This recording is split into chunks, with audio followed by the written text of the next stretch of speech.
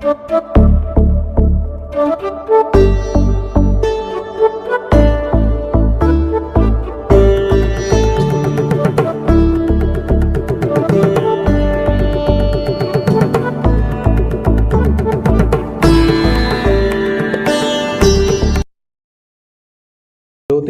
पतये नमः। मित्रों, अभी आपने 10वें पाठ के अंतर्गत 12 भावों के विषय में पढ़ा और उन भावों के प्रयोजनों के विषय में पढ़ा, अर्थात प्रथम भाव से किस किस विषय वस्तु का विचार करते हैं, द्वितीय भाव से किस किस विषय वस्तु का विचार करते हैं और भावों की महत्ता ज्योतिष शास्त्र में किस प्रकार से है। इन सभी के विषयों में आपने विगत 10वें पाठ में पढ़ा। इस 11वें पाठ में आप भावों की विविध संज्ञाओं के बारे में पढ़ेंगे। कहने का तात्पर्य यह है कि जैसे प्रथम भाव निर्दिष्ट किया गया है लग्न को, तो उसके और नामांतर क्या क्या हो सकते हैं या उसके पर्यायवाची शब्द और क्या क्या निर्मित हो सकते हैं, जिनके आधार पर प्रथम भाव को हम समझते हैं। तो 12वें भाव की विविध अनेक प्रकार की संज्ञाएं ज्योतिष शास्त्र में बताई गई हैं और उसी के आधार पर संबंधित विषयों का परिज्ञान ज्योतिष शास्त्र में भावों के माध्यम से किया जाता है। राशि प्रभेदाध्याय यह चल रहा है और उसमें भावों की विशेष संज्ञाओं के विषय में आचार्य वराहमिहिर ने 16वें श्लोक में उसको वर्णित किया है कि उससे क्या क्या विचार करना चाहिए। तो आइए हम वह श्लोक देखते हैं, उसके अन्वय को समझते हैं, उसके भावार्थ को समझते हैं और उसकी हिंदी व्याख्या को समझने का प्रयास करते हैं। श्लोक इस प्रकार से है। पाताल हिबुक वेश्म सुखबंधु संज्ञाश्चतुर्थ भावस्य नवपंचमे त्रिकोणे नवमर्क्षम त्रित्रिकोणम च। इसके अन्वय को आप देखें। चतुर्थ भावस्य पाताल हिबुक वेश सुख बंधु संज्ञाः भवन्ति नवपंचमे त्रिकोणे भवतः नवमर्क्षम त्रित्रिकोणम च भवति। यह हुआ इसका अन्वय। अब इस श्लोक की व्याख्या को देखते हैं। चतुर्थ भावस्य अर्थात चतुर्थ स्थानस्य पाताल हिबुक वेश सुख बंधु संज्ञाः अर्थात पाताल हिबुक वेश्म सुख बंधु संज्ञाः भवन्ति नवपंचमे नवम पंचम भावस्य च त्रिकोणे त्रिकोण संज्ञा भवति च अपि नवमर्क्षम नवम भावस्य त्रित्रिकोणम त्रित्रिकोण संज्ञा भवति।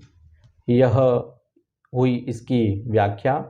अब इसके हिंदी व्याख्या या हिंदी भावार्थ को हम समझने का प्रयास करते हैं।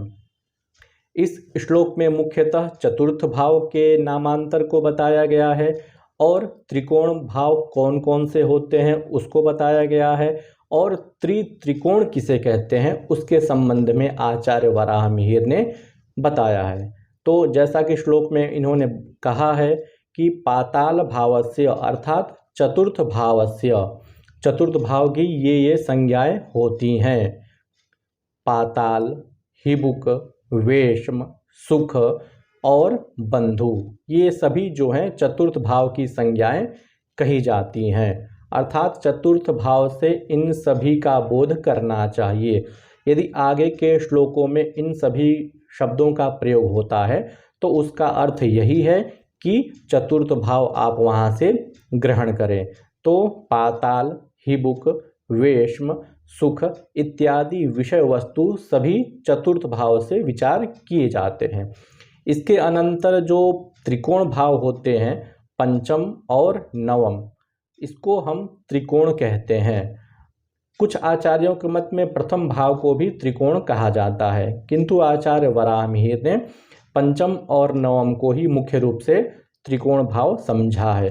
त्रिकोण भाव जन्म कुंडली में अत्यंत महत्वपूर्ण भाव होते हैं और उनके आधार पर विशिष्ट फल का परिज्ञान किया जाता है।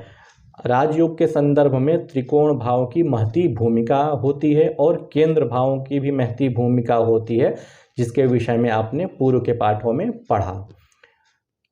त्रिकोण भाव प्रथम, पंचम और नवम होता है। इसी प्रकार से नवम स्थान को त्रिकोण कहा जाता है। त्रिकोण में जैसे कि आप जानते हैं कि 3 कोण होते हैं, तो आचार्य वराहमिहिर ने उसी संकल्पना को ध्यान में रखते हुए प्रथम भाव को प्रथम त्रिकोण समझा है, द्वितीय भाव को पंचम भाव को द्वितीय त्रिकोण समझा है और नवम भाव को तृतीय त्रिकोण से बोधित किया है। प्रथम और पंचम जो त्रिकोण है उसको तो उन्होंने प्रथम या द्वितीय त्रिकोण से बोधित नहीं किया है, किंतु नवम स्थान को उन्होंने त्रिकोण कह के संबोधित किया है। तो चतुर्थ भाव की संज्ञा और त्रिकोण भावों की संज्ञा और त्रिकोण भावों की विशिष्ट जो संज्ञा होती है वह आचार्य ने इस श्लोक में बताई है। इसके अतिरिक्त आप एक उदाहरण के माध्यम से इसको समझने का प्रयास करें, जैसा कि यह रेखा चित्र आप सभी के समक्ष प्रस्तुत है। भावानाम विविध संज्ञाः। इसमें आप देखिए प्रथम भाव, द्वितीय भाव और तृतीय भाव जो होते हैं उनको शून्य रखा गया है, मतलब उसमें कोई शब्द या अक्षर उसमें नहीं दिया गया है, क्योंकि यहाँ पर केवल चतुर्थ भाव को, त्रिकोण को और त्रिकोण को ही बोधित कराना इसका प्रमुख प्रयोजन है इस श्लोक का। तो चतुर्थ भाव जो आपने पहले पढ़ा उसको आप देखिए। चतुर्थ भाव में पाताल, हिबुक, वेश्म, सुख, बंधु इत्यादि संज्ञाएं चतुर्थ भाव के कोष्ठक में लिखी गई हैं। इसी प्रकार से त्रिकोण, जैसा कि आपने पढ़ा पंचम और नवम को त्रिकोण कहते हैं, तो पंचम भाव और नवम भाव इन दोनों के स्थानों पर त्रिकोण लिखा गया है। इसके अतिरिक्त जो नवम स्थान है वहाँ पर त्रिकोण शब्द से बोधित किया गया है, क्योंकि जो नवम स्थान होता है उसे हम तृतीय त्रिकोण कहते हैं। तो इस प्रकार से आचार्य वराहमिहिर ने इस 16वें श्लोक में चतुर्थ भावों की संज्ञाओं को बताया है और त्रिकोण भावों की संज्ञाओं को बताया है और तृतीय त्रिकोण भावों की संज्ञाओं को बताया है। इसके अतिरिक्त अग्रिम श्लोक में पुनः अन्य भावों की विशिष्ट संज्ञाओं को भी बताते हैं, जिसके आधार पर उसके शुभाशुभ का परिज्ञान किया जाता है या संबंधित वर्ण से उसका बोध किया जाता है।